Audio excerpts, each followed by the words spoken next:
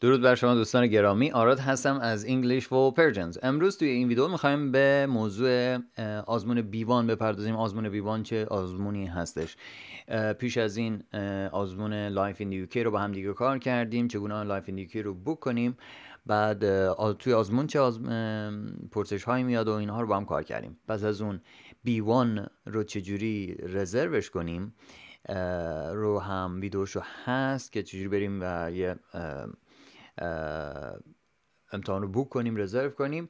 و حالا توی اون روز آزمون باید منتظر چه چیزایی باشیم، چه خبر اونجا. این آزمون به B1 و همینطور GESE یا جسی گرید 5 هم شناخته میشه. حالا ممکنه شما توی روز آزمون زمانی که دارید رزرو میکنید، حالا اون رو توی ویدیو خودش هم توضیح دادم، میتونید اونجا کاملا مرحله به مرحله همونجور که من رو هر چیزی کلیک میکنم انجام بدید و اون امتحانتون رو بوک کنید. اما به هر حال اگر یه جایی یه فرمی چیزی دیدید مثلا از شما شماره GESE گرید 5 بتون خواسته، نگید من اینو ندارم، همون B1 هستش. بیشتر بین ماها به B1 شناخته شده هستش، اما کلا خواستم بدونید که این مورد دیگری هم نام دیگری داره. این آزمون ادوانس نیست، آزمون بیگینر هم نیست، لوور اینترمدیت به حساب میاد. اینو میگم که بدونید با توجه به کالجی که میرید یا حالا توی هر سطحی که هستید میدونید چه سطحی هستید، نگران نباشید که مثلا من مثلا خب اینا رو هنوز نمیدونم، ادوانس مثلا مطالب ادوانس. نه، این آزمون ادوانسی نیست و نگران نباشید اگر پرفکت نیستید، هیچ ایرادی نداره، خیلی راحت میتونید این آزمون رو پاس کنید. آزمون بسیار ساده هستش. خب لولش lower intermediate هستش.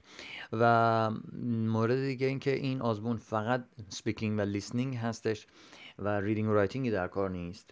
و اینکه لیسنینگ هم که میگیم، لیسنینگ در اون حدی که شما اون فرد که داره با شما شمرده و آروم صحبت میکنه رو متوجه بشید. وقتی از شما میپرسه که مثلا روز تولدتون جایی رفتین، مثلا شما بتونید اینو بفهمید ازش و بتونید پاسخ بدید، بتونید توی کانورسیشن باهاش لیسنینگ رو هم در واقع دریافت کنید. اینکه مثلا نمیدونم هدست بذارید یا چیزی براتون گفته بشه پاسخ بدید، نه، همچین چیزی نیست. فقط یه صحبته. اوکی، یعنی لیسنینگش، تست لیسنینگش هم تو همون صحبتی که شما با اون فرد دارید. تو روز آزمون شما فقط شما هستید و اگزامینر، اون کسی که از شما آزمون رو میگیره. و آزمون داره دو قسمت هستش، قسمت تاپیک هست و قسمت کانورسیشن. تو قسمت تاپیک شما موضوع رو انتخاب میکنید، در موردش صحبت میکنید. تو قسمت تاپیک کانورسیشن ایشون موضوع رو انتخاب میکنه و صحبت میکنید. و اینکه قسمت کانورسیشن دو تا تاپیک رو ایشون انتخاب میکنه. اما موضوع هایی که میدن از این موارد هستن که الان بهتون میگم. موضوع ها میتونن از اینها باشن: فستیوالز، مثلا ممکنه در رابطه با نوروز، مثلا فستیوال هایی که ما داریم برای سال نو، یا حالا مثلا فستیوال چه میدونم موسیقی و اینجور چیزها اگر تو شهرمون برگزار میشه اینها. مثلا از فستیوال ها. ترانسپورت، حالا ترانسپورت مثلا شما چگونه برای جابجا شدنتون مثلا از اتوبوس استفاده میکنید، از قطار، یا کدوم یکی رو بیشتر دوست دارید، یا آخرین باری که جایی رفتید مثلا کدوم یکی رو استفاده کردین، اینها. special occasions، مثل عروسی، مثل birthday ایونت ها، مثل birthdays تولدا، مثل عروسی ها، مثل مراسم همون بازم مثل چیزایی مثل حتی نوروز و اینها میتونه مانند اون باشه، یه جور special occasion هستش. entertainment مثل مووی، سپورتس، سینما، یا هر گونه انترتینمنتی، ورزش حتی.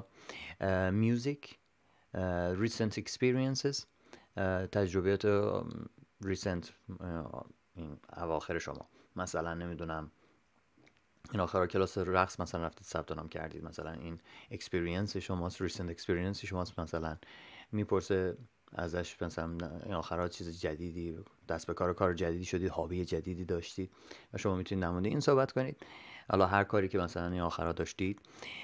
و که از توی اینها دو تاشو انتخاب میکنه. و نگران نباشید اگه مثلا یه چیزی رو از شما بپرسه شما ازش اصلا آگاهی ندارید، مثلا بیاد در رابطه با فوتبال بپرسه و شما برعکس اون آدمی هستید که هیچ چیز در مورد فوتبال نمیدونه، و خیلی راحت میتونید بگید که I'm not a football fan. I'm not a football fan and I do not watch football. I do not go to stadium to watch football. خب طرف میبینه که شما علاقه‌مند بهش نیستید، نمیشه اجبار کرد که شما باید در این باره اطلاعات داشته باشید. نمیدونم مربی فلان کس و اینا رو نمیشناسید، چیزی در این باره نمیدونید، با اینکه یه موضوع پاپولار هست ولی شما یه مورد این مورد رو در موردش آگاهی ندارید، موضوع بعدی رو بلندتر با شما صحبت خواهد کرد و اگر لازم باشه حتی موضوع رو بیشتر، موضوعهای بیشتری رو داخلشون سرچ میکنه، یه چیزی رو پیدا میکنه که شما در موردش اطلاعات داشته باشین و بشه با شما در اون باره صحبت کرد. اما در رابطه با قسمت اولش، حالا برگردیم یه تیکه از اولیش هم صحبت کنیم. برای قسمتی که شما باید در موردش صحبت کنید 5 دقیقه، این هم نیست که مثل کنفرانس مثلا شما برید جلوی کلاس وایسید برای یه سری آدم 5 دقیقه یه ضرب حرف بزنید. نه، اونم میتونه دو سمت باشه. مثلا میگه که شما مثلا موضوعی که انتخاب کردید چیه، مثلا موسیقی هستش، میگید که مثلا من فلان ساز رو میزنم، یکی از سازهای کشور من هست. شما چی؟ شما سازی میزنید؟ میتونید کانورسیشن رو، کانورسیشنه، پرزنتیشن نیست، میتونید از ایشون هم بپرسید. مثلا میگم که آره من موسیقی میزنم، من مثلا تار میزنم. مثلا تار is a string, it has 6 strings, it's a traditional Iranian music instrument. مثلا شروع کنم در مورد سازم حرف زدن و میگم که do you like Iranian music, have you heard Iranian music. میتونم ازش بپرسم. میدونید چی میگم؟ این نیست که فکر کنید کلا شمایید که باید صحبت کنید. و اما برای این موضوع، برای این تاپیک که شما، موضوعی که شما انتخاب میکنید، میتونه مثلا مثال براتون دارم، لینکش رو گذاشتم زیر ویدیو، میتونید رو اون کلیک کنید و نمونهش رو ببینید. اون تاپیک شیت رو میتونید ازش پرینت بگیرید، بعد اون رو کامل کنید، با خودتون ببرید توی جلسه. اوکی، پس زیر ویدیو یه دونه شیت هست خالی هست، اون رو دانلود کنید، پرینتش کنید توی دیسکریپشن باکس زیر ویدیو، اون رو پرینتش کنید، بعد موضوعتون رو توی اون بنویسید. بعد یه موضوع اصلی هستش، اون رو می‌نویسید، بعد 5 تا موضوع دورش می‌نویسید. 5 تا موضوع جدا نیستن. مثلا من میگم مثلا مورد کامل شدهش میگم مثلا مای جاب، در رابطه با جابم هست. بعد می‌نویسم بالاش می‌نویسم my previous job، شغل قبلیم. توی اون یکی می‌نویسم why I quit my previous job، چرا شغل قبلیمو گذاشتم کنار. بعد می‌نویسم my new job، شغل جدیدم. my plan، برنامه هام. همینجوری فقط سرتیتر. و اینها هیچ کدوم تحسین نمیشه، مارک نمیشه، نمیدونم غلط املایش گرفته نمیشه، اصلا با اینا کاری ندارن. اینها فقط شما با خودتون میبرید اونجا، اون روز به اون فرد میدید که اون بدونه در مورد چی قرار صحبت کنیم. و اگر مثلا شما یه جا صحبتتون تمام شد، میگه که اینجا نوشتید my plan، برنامه‌تون چی هست برای آینده. بعد شما میگید که مثلا I want to have a website for my career, for my job. میخوام یه دونه وبسایت هم اضافه کنم، میخوام این کارو بکنم. میتونید توضیح بیشتری بدید. فقط باید بتونید 5 دقیقه در موردش صحبت کنید. حالا اگر بیشتر هم بتونید صحبت کنید خوبه. اونجا اگه مثلا یه چیزی یادتون رفت، یه چیز دیگر رو بتونید در موردش صحبت کنید. مثلا شما در رابطه با خونتون میخواید صحبت کنید، شما میخواید در رابطه با چه میدونم شهرتون توی ایران صحبت کنید که مثلا شهر من اسمش چیه، چقدر جمعیت داره، چه جور جایی هستش، تفریحاتش چیه، کجای ایران قرار گرفته و من اونجا مثلا چی کار میکردم، با اینجا چه فرقی داره. مثلا در مورد اینها میتونید صحبت کنید. 5 دقیقه صحبت خیلی نرمال هست. حتی اگر غلط املایی، غلط گرامری و اینها داشته باشید، اینجوری نیست که مثلا باید پرفکت باشید داخلش. اگر نمیدونم یه جای دوی دازی چیزی هم یادتون میره، not a problem، اصلا نگرانش نباشید. شما این دو تا قسمت که آزمون شما هست باید داخلش ببین، اگر توی A, B یا C بیارید قبولید. اوکی.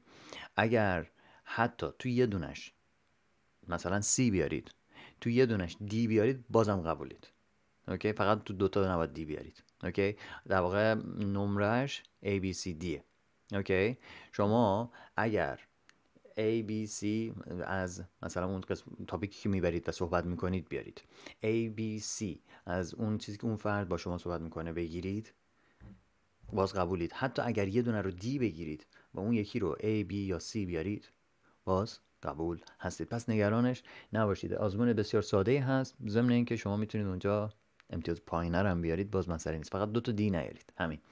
اما یه نکته، اگر که توی آزمون فرد اومد یه چیزی رو با شما صحبت کرد، به ویژه تو قسمت کانورسیشن، قسمت دوم، هر بارم میگه که الان دارم چی کار میکنم، مثلا میگه که الان میخوام در مورد این موضوع صحبت کنیم، خب ممنونم، مرسی، تاپیک رو میذاره کنار و بعد میاد میگه که خب میخوام الان وارد قسمت دوم شدیم، میخوام از شما اینو بپرسم، حالا میخوام موضوع دیگری رو صحبت کنیم، میگه اینها رو و چیزایی از شما میپرسه. حالا تو هر کدوم از این جمله ها که میخواد فاز رو عوض کنه یا میخواد از شما چیزی بپرسه، اگه چیزی متوجه نشدید هیچ ایرادی نداره اگر دوباره بپرسید و وانمود نکنید که متوجه شدید چی گفت. مثلا طرف میگه I'd like to talk about special occasions مثلا، البته خیلی شمرده حرف میزنن، خیلی آروم حرف میزنن، در حد lower intermediate. اگه مثلا جمله رو گفتن که شما متوجهش نشدید، خیلی راحت بگید excuse me can you repeat that، یا مثلا میتونیم بگیم can you paraphrase that. paraphrase یعنی میشه یه جور دیگه اینو بگین،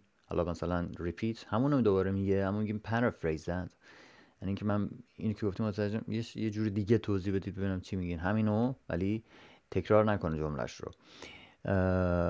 مثلا متوجه میشه که شما مثلا فکر میکنه special occasion رو متوجه نشدید، میاد میگه که I mean your birthday or wedding or anything like that in your country.